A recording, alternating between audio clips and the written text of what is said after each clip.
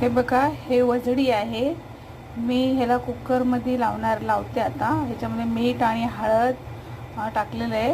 ह्याला 2 ते 3 शिट्ट्या घेते, 2 फास्टवर आणि 1 स्लो गॅसवर. वजडी आणि फेफसा बॉईल झालेला आहे. आता हे मी बनवण्याची रेसिपी दाखवते. हे गॅसवर ठेवलेली आहे. गॅस एकदम फास्ट आहे. आता ऑइल टाकते त्याच्यामध्ये.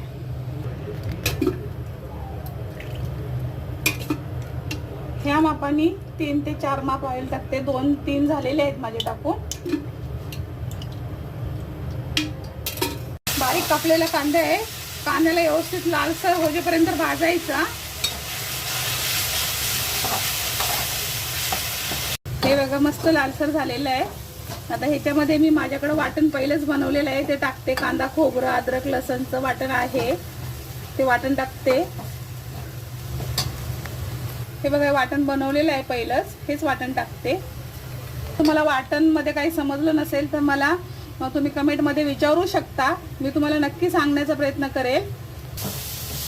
तुम्ही केव्हा माझ्या चॅनलमध्ये जाऊन सुद्धा वाटणची रेसिपी बघू शकता. वाटण चांगलं भाजून झालेलं आहे बघा, मस्त भाजलेलं आहे. आता ह्याच्यामध्ये धनिया पावडर टाकते 2 चम्मच, जिरा पावडर 2 चम्मच, मीठ आणि हळद बॉईल करताना टाकलं होतं मी. हे एक चमचा मी मटन मसाला टाकते. हे बघा, माझा मसाला मस्त भाजून झालेला आहे.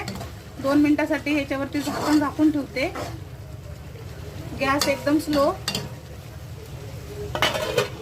हे बघा, माझ्या मसाल्याला कसा कलर आला.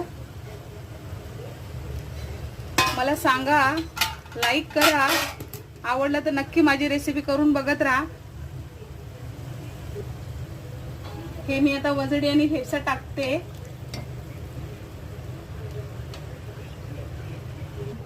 हे बघा, हे माझं सगळं टाकून झालं. आता ह्याला मी 10 मिनिटं शिजवणार आहे परत, कारण तर पहिलंच बॉईल झालेलं आहे. 10 मिनिटं फास्टवर आणि 5 मिनिटं स्लोवर शिजवते. मग मी तुम्हाला परत दाखवेन. आणि मला सांगत जा, तुम्हाला कुठची रेसिपी पाहिजे असेल तर मी नक्की दाखवायचा प्रयत्न करीन. माझ्या व्हिडिओला लाईक करत जा. हे बॉईल मधलं पाणी राहिलेलं हे टाकून देणार आहे मी याच्यामध्ये. पाणी टाकलेलं आहे सगळं. 10 मिनिटं फास्ट गॅसवर ठेवलं होतं आणि 5 मिनिटं स्लो गॅसवर. हे बघा, हे झालेलं आहे. माझी रेसिपी नक्की बनवून बघा आणि कमेंट बॉक्समध्ये मला सांगा. तुम्हाला काही प्रॉब्लेम असेल तरी सांगू शकता.